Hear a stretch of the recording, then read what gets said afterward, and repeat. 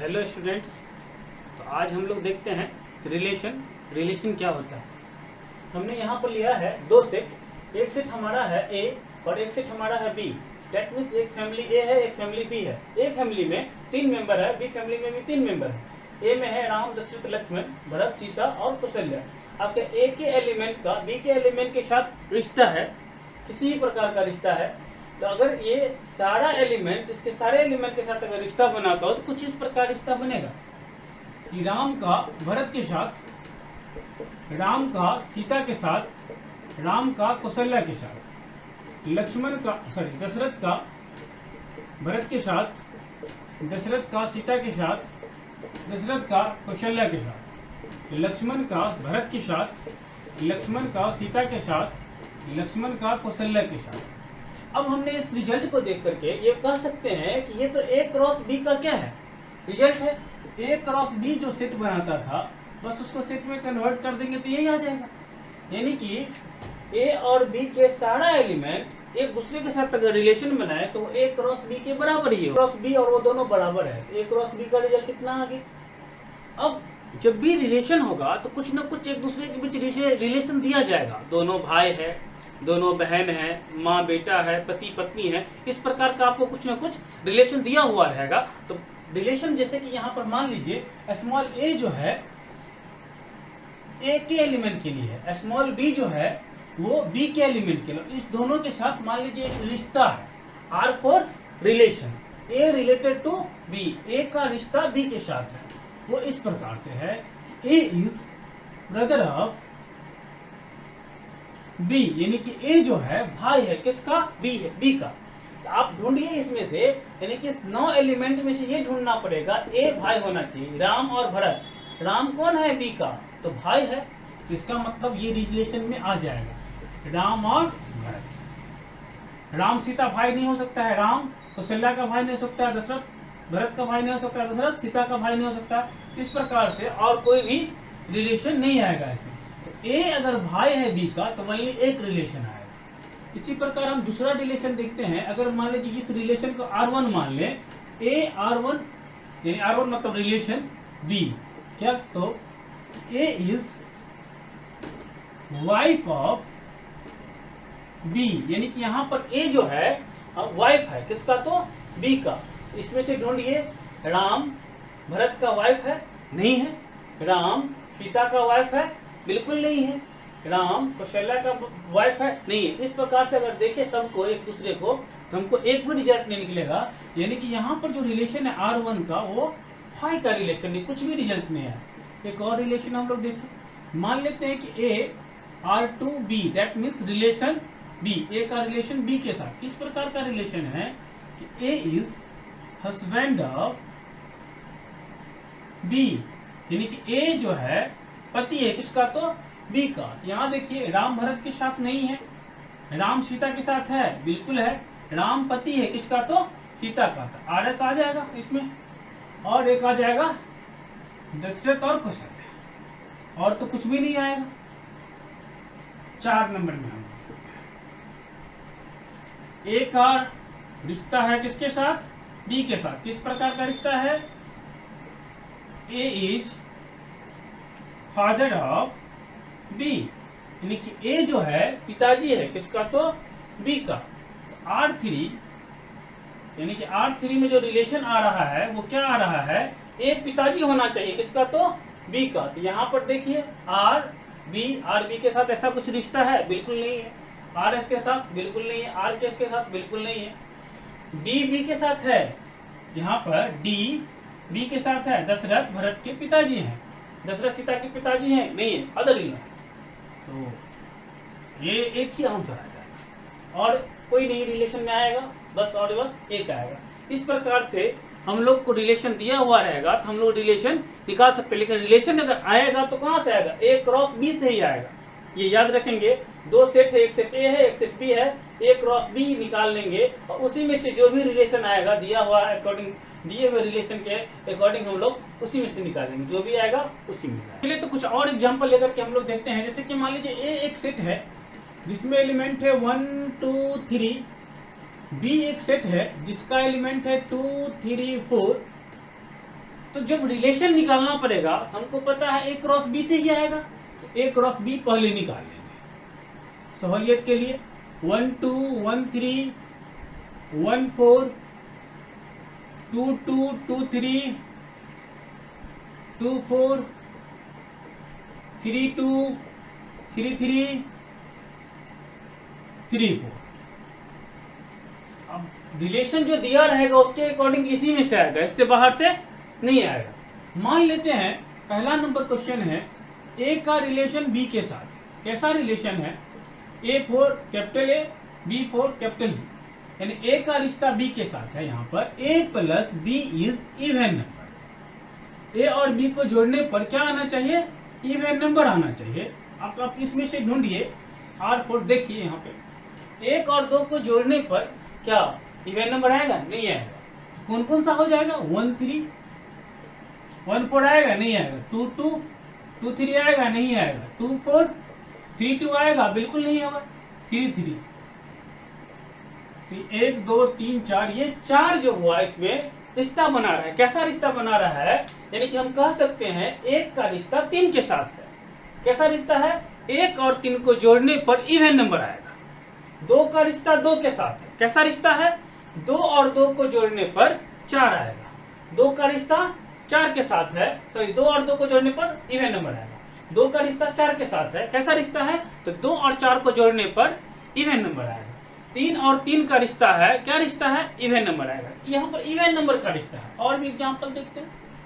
मान लेते हैं R1 अगर रिलेशन है, यहाँ पर a minus B greater than 4। a में से b को माइनस करने पर 4 से ज्यादा आना चाहिए। तो R1 कौन कौन सा आ जाएगा? 1 में से -2 करने पर 4 से ज्यादा नहीं आएगा। इसमें कोई भी रिजल्ट नहीं आएगा, इसका मतलब हो जाएगा कोई भी relation a related to b। यहाँ पर है a प्लस b करने पर क्या होना चाहिए? 0 से अधिक होना चाहिए। कौन कौन सा आ जाएगा R2 में? 1 2 को जोड़ेंगे तो 3 3 क्या है? 0 से ज्यादा, यानी कि सारा का सारा आ जाएगा। 1 2 1 3 1 4 2 2 2 3 2 4 3 2 3 3 3 4।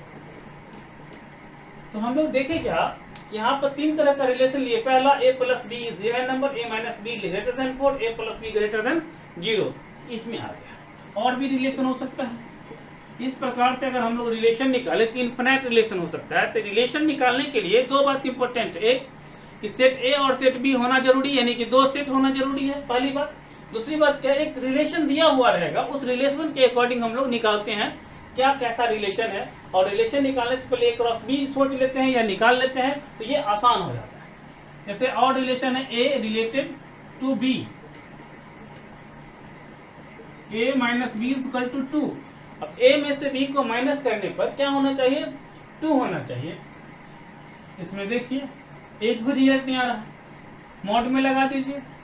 जब मोड लगा देंगे हम लोग तो कुछ रिजल्ट आ जाएगा। R3 कौन कौन आ जाएगा? 1 3 2 4 और कुछ भी नहीं आएगा, 2 ही रिजल्ट।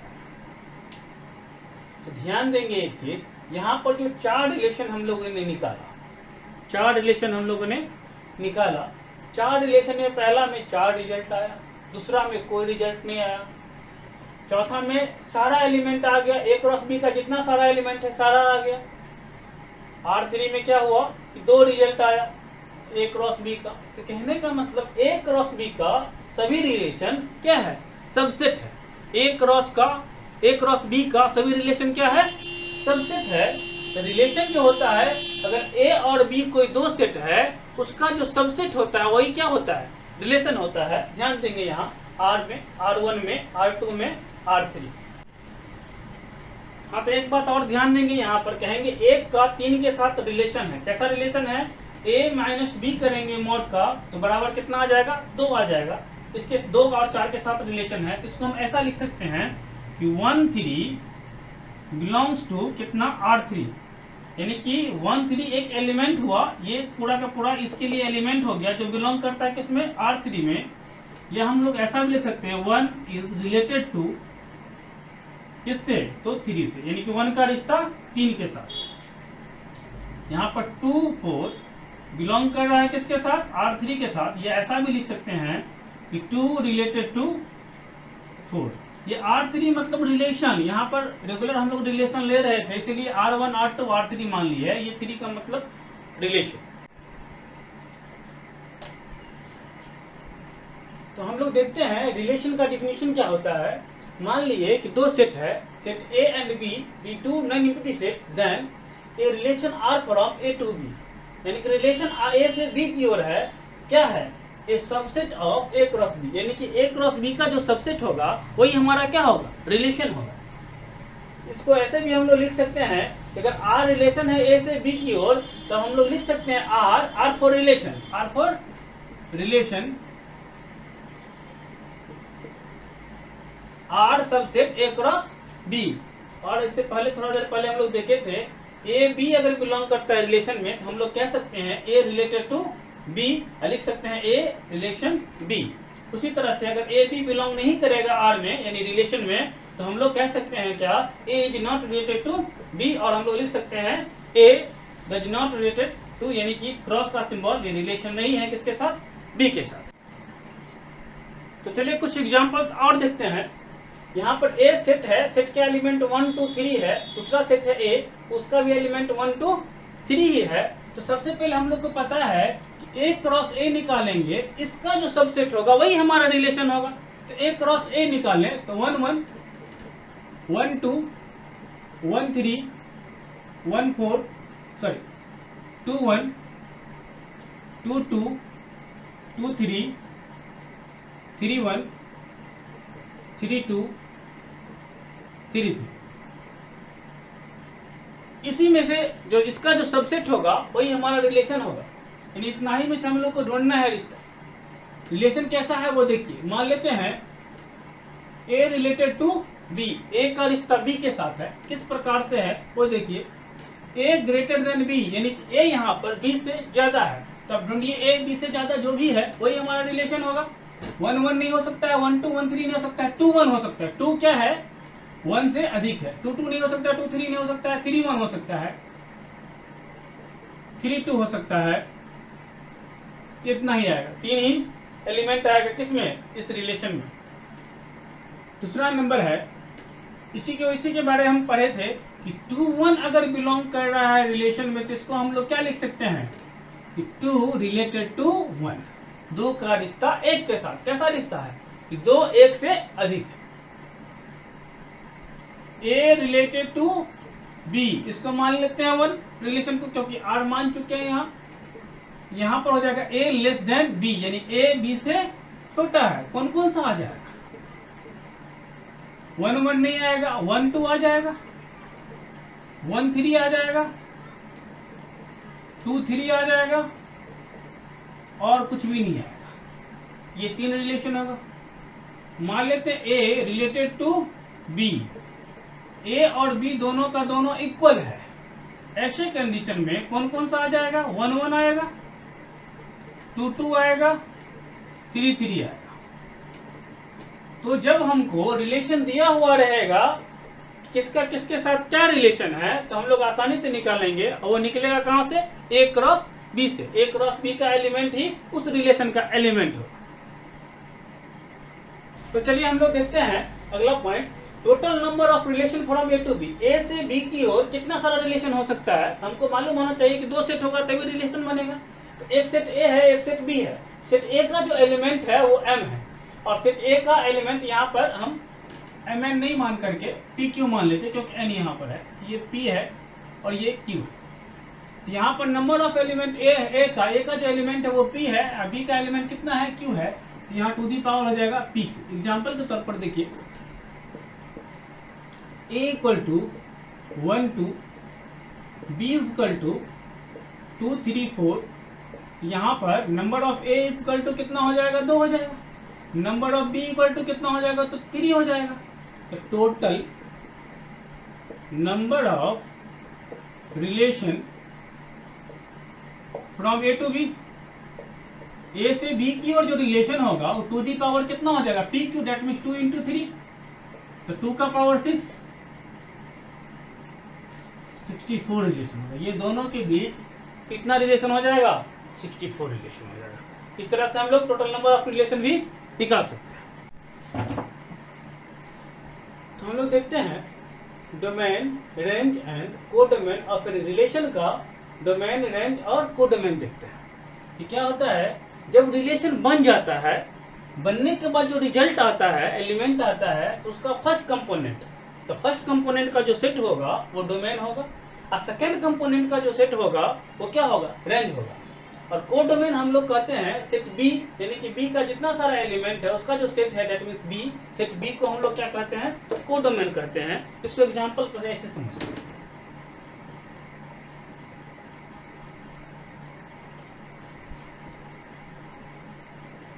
मान लीजिए ए सेट है, सेट में एलिमेंट 1 2 3 है, सेट बी है, सेट बी का एलिमेंट 3 4 5 है। हमको पता है कि ए क्रॉस बी जो होगा उससे रिजल्ट आएगा, उसका जो रिजल्ट होगा वही एलिमेंट रिलेशन का भी होगा, इसी का सबसेट होता है।